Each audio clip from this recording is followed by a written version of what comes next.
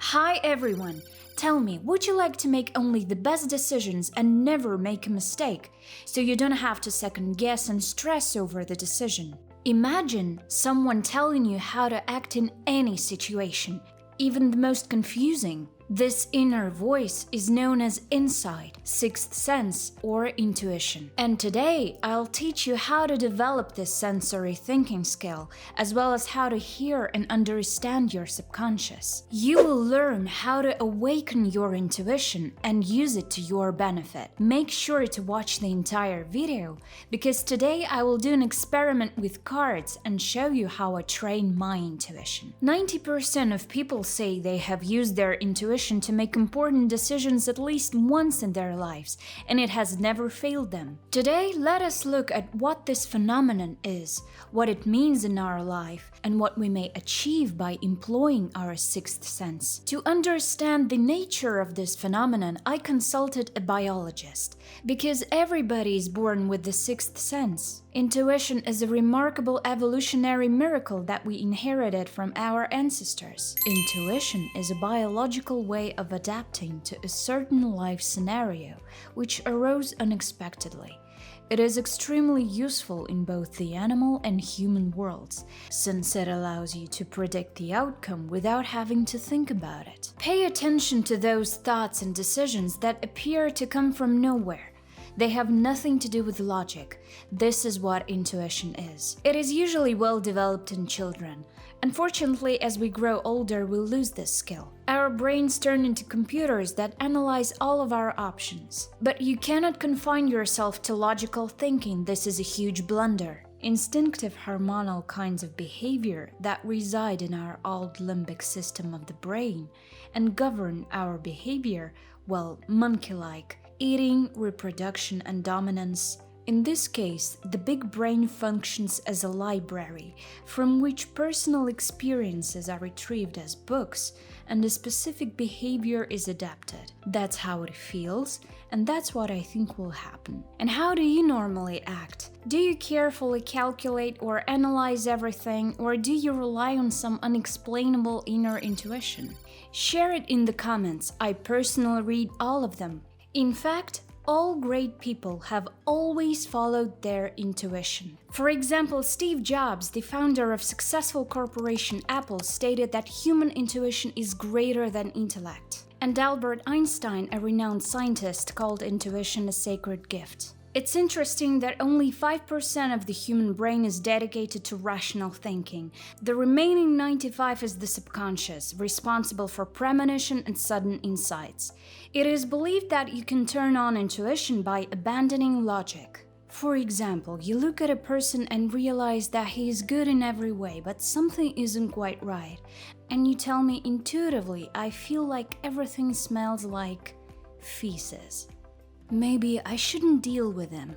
So this sensation, this is your personal biological experience, which via minor indicators, facial features, voice, hand motions, unconsciously gives you a hint that you'd better not deal with this guy or this girl. Using intuition is very beneficial for our health because the human brain spends a lot of energy thinking over, logically analyzing a situation, searching for a solution, while intuition gives an answer instantly and easily without eating up the body's resources. Because the limbic system itself, which is in the basis of intuitive behavior, is small.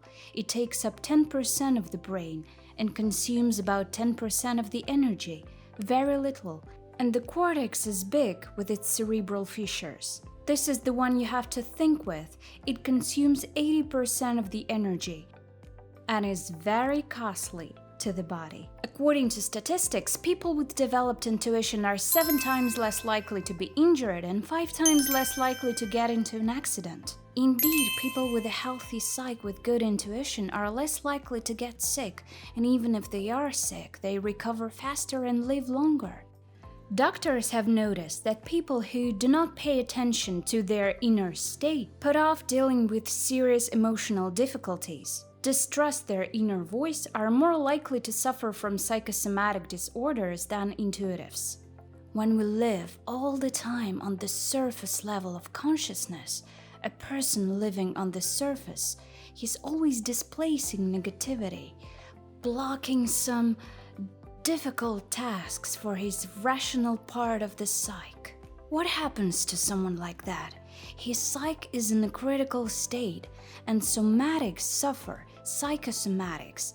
That is, an overloaded psyche causes first psychosomatic and then somatic problems. The intuition, which is sleeping in everyday life, is frequently amplified in stressful conditions.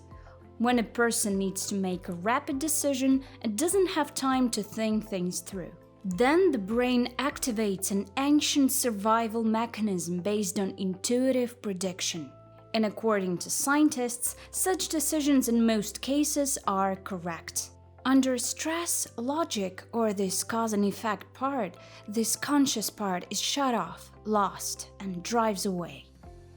And at this point, this deeper psychic reality within us, which lives with us, rises as a wave and gives us everything we need to make a quick, correct, and this accurate decision when we comprehend the essence of everything that's going on. We often save our lives by trusting our intuition, trusting this deep impulse. Making difficult decisions in emergency situations is especially critical in high-tech industries, such as astronautics. Just recently, experts from the Institute of Biomedical Problems suggested that only people with strong intuition should be selected as astronauts, because experiments show it is easier to prepare them to solve complex and non-standard tasks which often arise during a space mission. When it comes to extreme situations, the person who has his conscious and subconscious levels of psyche synchronized, that is, they somehow correspond with each other,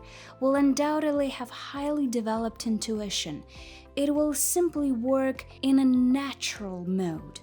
And of course, in a stressful situation, such a person is more steady.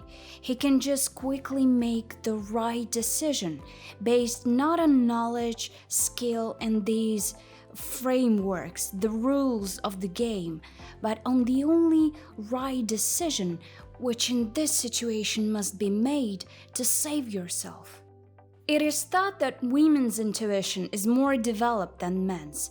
It's often linked to better trained emotional intelligence, that is, the ability to perceive and control one's own and others' emotions and feelings. Many recent research, however, show that the presence of intuition is not dependent on gender or age, and that absolutely anyone can develop this sensation. The sixth sense is not a magical gift that only the chosen possess.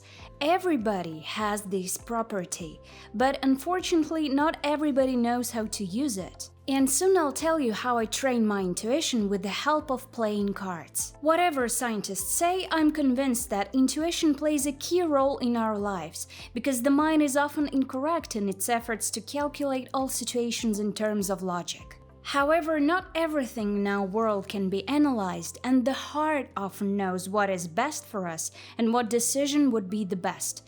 This is especially true when it comes to love. If you're still single, if your man doesn't contact you and grows more distant by the day, if he doesn't want to hear about you or has already started dating someone else, do not despair. For you, I created a masterclass, Manifest Your Ex Back in 35 Days. You can sign up for it by clicking the link in the corner of the screen. You will learn about the extraordinary strategy of reviving male affection through your mind power. It is based on self-love and self-respect, and above all, it brings remarkable results. In just 1 month, your life will change completely, and your sweetheart will turn into a passionate lover, willing to go to any length for you. Sign up right now, you will find the link in the description. With the help of these 5 steps, I'll help you to develop your sixth sense and sharpen your intuitive perception. Step 1. Meditate. First and foremost, you need to learn to listen to yourself. It is extremely difficult to do this in the crazy rhythm of life in which we live every day, and meditation comes to our rescue. Would you like to experience a warm, enveloping state of peace and happiness more often? All you need is a few minutes a day to close your eyes, breathe, listen to the sounds around you, and turn off your logical thinking. Buddha himself said that meditation eliminates the suffering caused by an untamed mind. Make meditating a daily habit, preferably at the same time. Find a quiet spot where no one will bother you. I prefer to lock myself in the bathroom. Set a timer for 15 minutes, turn on some nice soothing music, and sit comfortably or half lying down. Start breathing in and out a bit deeper than normal.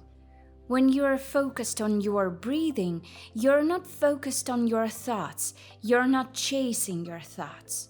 It is possible that your thoughts may continue to bother you, and that various stories and memories may carry you away. All you need to do at this moment is to return your attention back to breathing, and continue to observe your chest rising, your belly rising, the air filling your body, and the air leaving your body. 15 minutes of such meditation will be enough for you to feel calmness, harmony, and even happiness. And at that moment, you will start to hear your inner voice. Einstein wrote, "The only real valuable thing is intuition.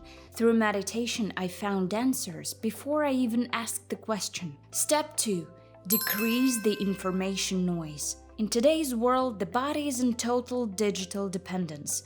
We simply burn out by consuming a limitless quantity of content and putting our brains in a very dangerous state by always being online. We lack the pauses that are so necessary for our brains to reset. Moments of calm mental wandering, as experts claim. As a result, we start to think worse, more superficially, automatically. Try to limit your information consumption, especially in the morning. Have an offline breakfast. Put away all devices, and don't pick up your phone for at least 2 hours after getting up. Don't check social media or read the news.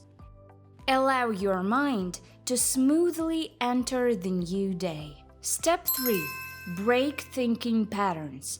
As we grow older, we gradually develop strong opinions about everything. We stop looking for other answers and close our minds.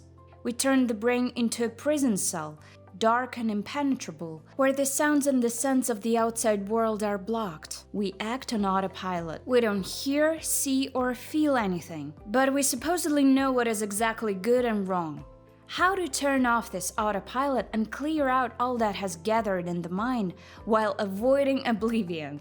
How to go beyond the usual thinking patterns. And this is where the practice of awareness will come in handy, which is to observe your sensations from the outside world. Even if you're stuck in traffic in the middle of the day, you can turn off your autopilot and begin to feel your skin.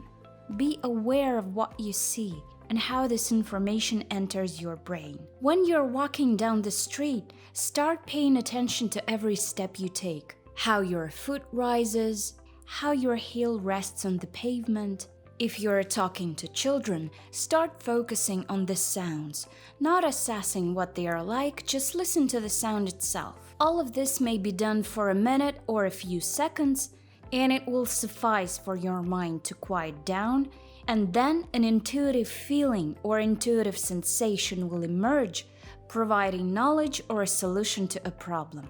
Step 4. Learn to trust yourself. Many people complain about lack of intuition, but in fact, they often fail to see its signs. We're used to trusting the voice of reason, to build logical conclusions and make decisions on their basis. But keep in mind that intuition's voice is never loud and clear. Instead, it appears as a somewhat catchy whisper that lasts for a few seconds, because inner intuition, suspicion, and premonitions visit us in milliseconds. It is critical to learn to trust yourself and listen to your inner voice, for all truth is not on the outside, but on the inside. Step 5. Feel your body. Change your focus from the external to the internal. For example, if you want to make an intuitive decision, you must first listen to your body. Become aware of all the emotions that arise in you as a result of this or that thought, this or that upcoming decision, a vacation, or something similar. It's not without reason that people say, my gut is telling me to do something, or my heart is telling me. I'm sure this happened to you when you literally felt with your entire body that you had to be somewhere, and then actually something important for you happened there. Maybe something inside of you was urging you not to take a particular job, and then after a while, you got a much better offer. Such bodily sensations can be overt, like your legs starting to lead you, or hidden from your mind. For example, when you suddenly feel sick indoors, and you think it's the heat, but actually your body is screaming, run. In all of these cases, your inner voice speaks, and it usually turns out to be right. So, by following these simple 5 steps, you will be able to develop your intuition in no time, which means anticipating future twists and making the best decisions. And now, as promised, I'll show you how I train my intuition with ordinary playing cards. For this, I grab several cards of various suits from a deck, place them face down in front of me, and start to calm my mind through meditation. You can close your eyes to avoid distractions. I try to feel with my inner vision which suit the card is, red or black, and then I name a specific suit. I think it's the Ace of Clubs. I was able to see this card thanks to my intuitive vision. This exercise, my friends, is ideal for training your intuition and teaching you to listen to your inner voice. Make sure to try it, practice it, and you will soon see the results. But if your intuition now tells you that the man you broke up with is really your man, your destiny, but he's no longer with you, you don't know where he is, and it's not clear how to make things right with him. Every day starts with the thought of how to get him back and ends up with tears of sorrow and powerlessness. Please know that I can help you. In the coming days, I've decided to hold another masterclass in which you will learn the strategy of bringing your man back through mind power in just 35 days. Yes, it is possible, even if things ended very badly between you and you don't communicate. With the help of my one-of-a-kind system, the effectiveness of which has been proven by over 2,000 women, you can once again hear your sweetheart's words of love, hold him, and get a proposal to get back together. Sounds great? Then sign up for the masterclass right away via the link in the corner of the screen or below the video. Because this is your chance to change your destiny. Do not put off happiness for later. Lisa Politova was with you today. Please subscribe to Mind Power channel. Here I talk about how to manifest your heart desires. See you later!